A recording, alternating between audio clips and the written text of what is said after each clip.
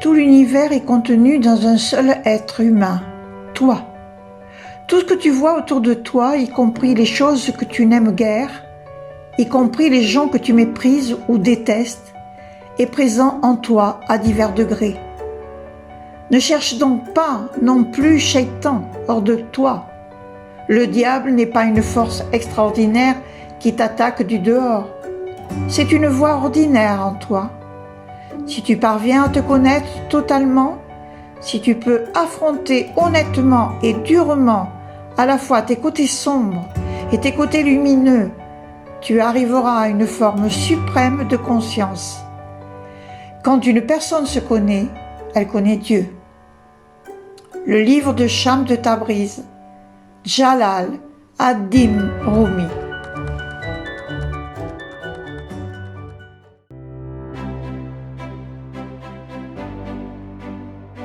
Le monastère de Sainte-Catherine du Sinaï, appelé aussi monastère de la Transfiguration, est un important monastère orthodoxe situé sur les pentes de Mont Sainte-Catherine dans le sud de la péninsule du Sinaï, en Égypte. Situé à 1570 mètres d'altitude, c'est l'un des plus anciens monastères du monde encore en activité. Son terrain, enceinte et jardin attenants, constitue l'archevêché orthodoxe du Sinaï, lié canoniquement au patriarcat de Jérusalem. Il abrite une précieuse collection d'icônes et la deuxième bibliothèque de manuscrits anciens au monde, après celle du Vatican. Il compte une vingtaine de moines d'origine grecque pour l'essentiel.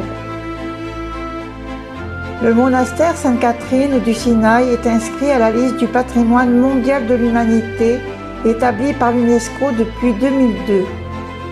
Seule une petite partie du monastère se visite, mais les nombreuses traditions qui y sont associées, buisson ardent, puits de Moïse, Mont Sinaï, drainent de nombreux pèlerins et touristes.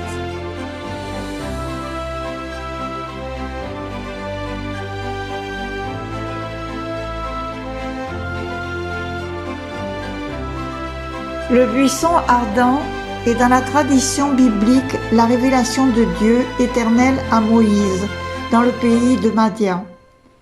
Lors de ce passage, Yahvé l'appelle de l'intérieur d'un buisson qui brûle sans jamais se consumer. Dieu se donne également un nom ineffable qu'il confie à Moïse. Cette théophanie a lieu sur le mont Horeb et est relatée dans le livre de l'Exode, chapitre 3. L'arbuste présenté au monastère de Sainte-Catherine du Sinaï comme étant le buisson ardent de la Bible est une ronce commune appelée aussi mûrier sauvage.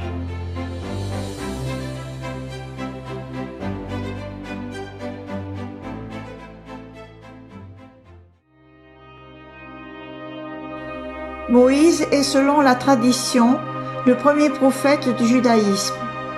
Moïse apparaît dans le livre de l'Exode. Il est le personnage le plus important de la Bible hébraïque, recevant la loi pour le judaïsme, préfigurant Jésus-Christ pour le christianisme et précédant le prophète Mahomet pour l'islam. Les 10 commandements. Voici les 10 commandements tels que ceux écrits par Dieu sur la pierre et ensuite rapportés par Moïse dans le livre de l'Exode de la Bible. Alors Dieu prononça toutes ces paroles en disant : « Je suis l'Éternel ton Dieu qui t'a fait sortir du pays d'Égypte, de la maison de servitude. Tu n'auras pas d'autre Dieu devant ma face. Tu ne te feras point d'image taillée, ni de représentation quelconque des choses qui sont en haut dans les cieux, qui sont en bas sur la terre, et qui sont dans les eaux plus bas que la terre. Tu ne te prosterneras point devant elles, et tu ne les serviras point, car moi, l'Éternel ton Dieu, je suis un Dieu jaloux qui punit l'iniquité des pères sur les enfants, jusqu'à la 3e et la 4e génération de ceux qui me haïssent.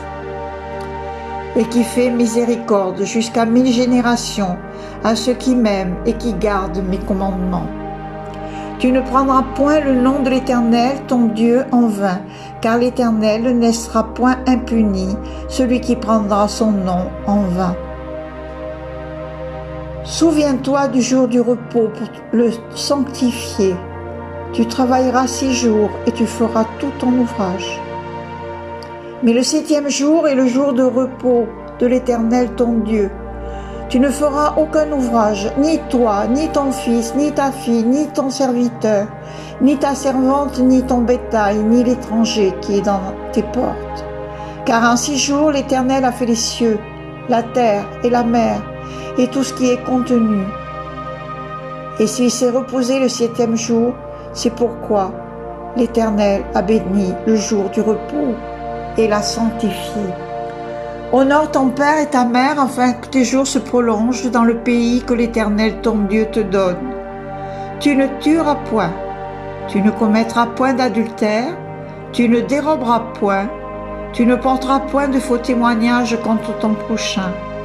Tu ne convoiteras point la maison de ton prochain, tu ne convoiteras point la femme de ton prochain, ni son serviteur, ni sa servante, ni son bœuf, ni son âne, ni aucune chose qui appartienne à ton prochain. Exode 20, 1, 17.